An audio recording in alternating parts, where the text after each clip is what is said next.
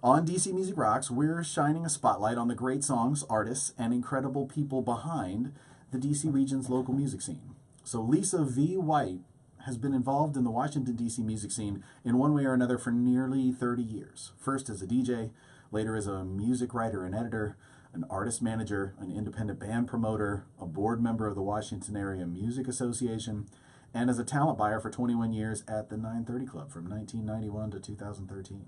So after a year off for relaxation, she spent mostly at her secondary home in Austin, Texas.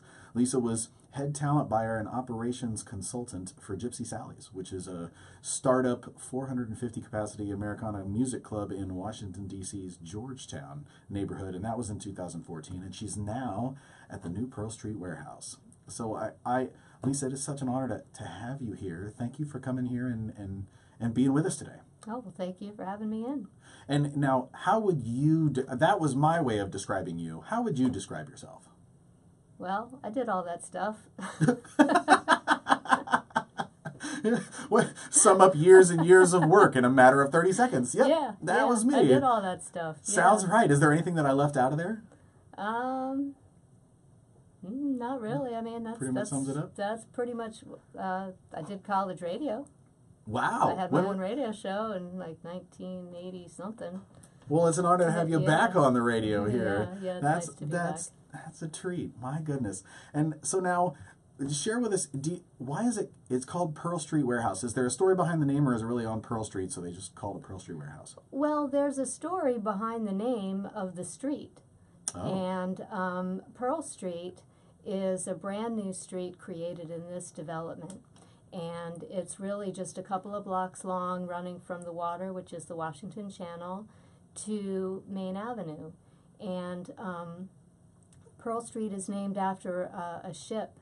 It was a slave ship, and the slaves tried to escape with the ship. And they made it all the way down the Potomac, almost to Mount Vernon, before they were captured. And the name of their ship was the Pearl. And so Pearl Street is named after the Pearl. So, and that was in, I believe, the 1830s. It was certainly well before the Civil War.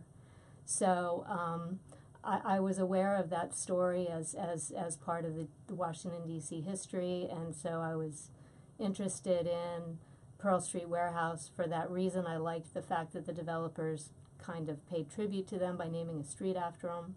And Pearl Street Warehouse, the owners of Pearl Street Warehouse, they also own Cantina Marina and the new Cantina Bambina, which is going to be down on the wharf as well. They also have a record label, a couple of them, called Warehouse Records. Holy smokes, there's Pearl so Street much going on Warehouse, that's sort of like the name. That's a long-winded way of telling you the name of the here. Lisa, I had no idea that was all connected. That is amazing. Yeah. Wow. And now, speaking of connected, how did you get connected into this? Well, I got connected through the 930 Club people, the owners of Pearl Street Warehouse. They reached out to the 930 Club to see if they were interested in booking Pearl Street Warehouse. And the 930 Club said, well, no, we kind of got our hands full with the anthem and all the other stuff that we do. Americana is not our particular forte, but we know somebody who might be a really good fit for you.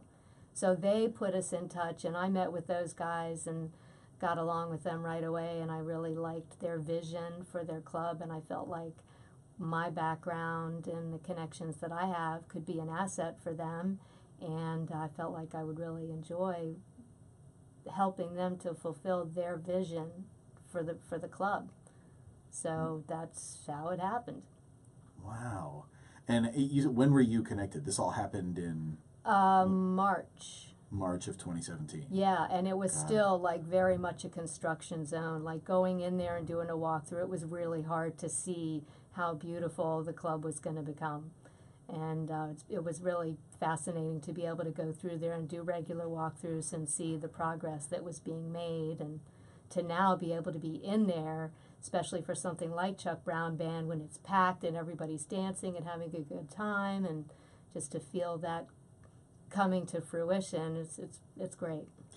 And now for folks who haven't been to Pearl Street Warehouse, there's there's chairs down in front. But if it turns into a dance party, do you, in the middle of the show, will you guys take the tables out, or No. how does it work? Well, it's a very flexible space. So some shows will be like a full dance floor. On Saturday, we had another great DC band, Human Country Jukebox. Yeah. And that was we did a dance lesson at that too, a two-step lesson, and we had an open dance floor for that. So, Awesome. but then for somebody like, who do we have coming up that's like an all-seated show? It'll be all seated. We have a mezzanine level that's always all seated, and Got that's up above, and that's got a really nice view of the stage. But then otherwise, we just kind of figure out who's coming to the show, how many tables and chairs should we have, if any, and we just kind of move them around. If we need to have a Yeah. dance floor, we can have a dance floor. If we need to have all seated, we can, and we could do anything in between. That's amazing. And what is the, I guess what I totally had a question and it just flew out of my mind. It will come back, I'm sure it will. Let me I'll be drag here. that down. But anyway, so now talk about you outside of, you do this booking, and what about you on the personal side? Hobbies, what else do you do aside from this? I like dancing a lot, so I live in Austin part-time, so I go down there, and I mean there's just so many great musicians in Austin, so I really enjoy going out to see them. But then also dancing's a really big part of the culture down there, so I'll go out dancing, 3, 4, sometimes 5 times a week. Saturday afternoon, there's a really great dance thing. Sunday afternoon, there's a couple of great dance things. Wow. Is there what Yeah. kind of music are you dancing to? Country mostly, like honky tonk kind of country. I gotcha. Yeah. So I'm two stepping. I'm not line there dancing. it is. I'm not line Did dancing. you I'm said there was two-stepping. you said there was a dance lesson. Did you teach the dance lesson? Actually, I did participate in the two-step lesson. There was Awesome. somebody else. Ben Pajak was teaching the lesson, and then I was his dance partner. So I helped with that. Wow. You And got to then- demo the two-step stuff. Yeah, I love it. did. It was fun. This is And where people were into it. I mean, really, I think we had about 50 people get up to do the lesson. do the lesson. Yeah, Oh, that is so cool. yeah. I love about it.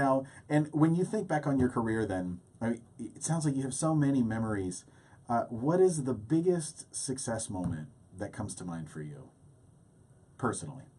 Well, it's always great to stand in the back of the room at a sold-out show and watch everybody singing along or dancing or whatever is called for at the show. That's really the best kind of moment to have. I think probably booking Booker T. Jones for the grand opening of Pearl Street Warehouse. He's from Booker T and the MGs, and Yeah. he's playing his Hammond B3 organ, and he's playing that famous song Green Onions right there. Wow. And yeah, I mean that was a real career highlight for me. It was a personal highlight to get to meet him and talk with him about. He discovered and produced Bill Withers, so Wow. and he's It's also just worked with Willie Nelson and the Drive-By Truckers and a lot of other, too many to mention. So to be able to work with him and his family and his band, Yeah. that was.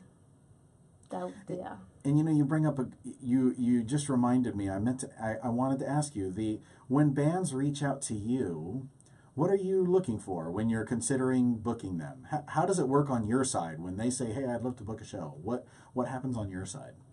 Well, I mean, I have to look at the economics of it. Okay. And What does that mean? the economics of it means how many people are going to come. Got it. How many tickets can they sell? I mean, it's not going to benefit them to play to an empty room, and we're going to lose money Right. if they do. Exactly. So So if they reach out, what's the capacity at Pearl Street Warehouse? well, if we do like an all seated, it's 150. If we do all standing, it's 280.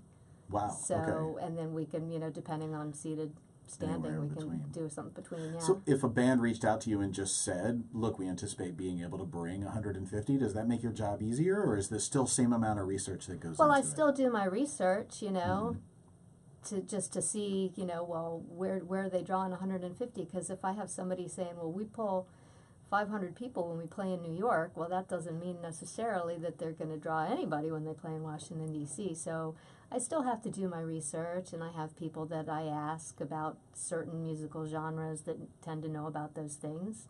Yeah. I look at social media, but the thing about social media, it's so hard to tell where the followers are.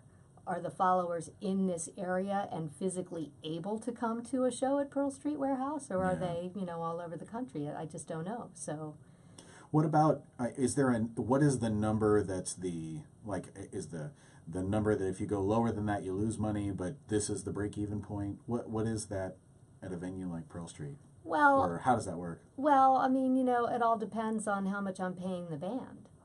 So, okay. that's my break-even point, is partly dependent on what I'm paying the band, how many people are in the band, because we feed everybody, Yeah. we give them dinner. Okay. So if we've got a 20-person band, we're going to be spending a lot more just on food alone, not to mention beers. So, Wow. Yeah. Yeah, so it kind of varies. I mean, generally speaking, I need to be at least, just as a rule of thumb, I need to be at least 50% of capacity to have any hope of breaking even, Got it. generally. Okay. Yeah. That makes sense. And my favorite question to ask is, if you could offer one piece of advice, what would it be? Oh, boy. uh, well,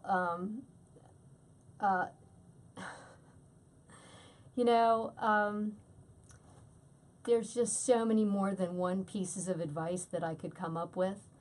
But I guess if I had to pick one thing, I would say just be nice. Just be nice. Follow through. Do what you say you're going to do. Be true to your word. Yeah. And be nice Yeah. at the same time. Yeah. Got it. That's an idea of experience with that. Is that kind of your own personal mantra? That's what you do too? Or is that more from experience from dealing with people for so many years? Yeah, I think just life in general, I feel like so many of the bands that we've had coming through Pearl Street Warehouse recently have been just like, you guys have been so nice, you've taken such good care of us, it means a lot. And it means a lot from our point of view, too, when people show up on time. That's another one. Please be on time. Public service announcement. Yeah. I love it. Be on time. Yeah, when people are on time and they're friendly, it means a lot. Got it. And now, one more time, for those folks who want to find out more about you and what you're doing and the cool things that you're doing at Pearl Street, where do they go? PearlStreetWarehouse.com.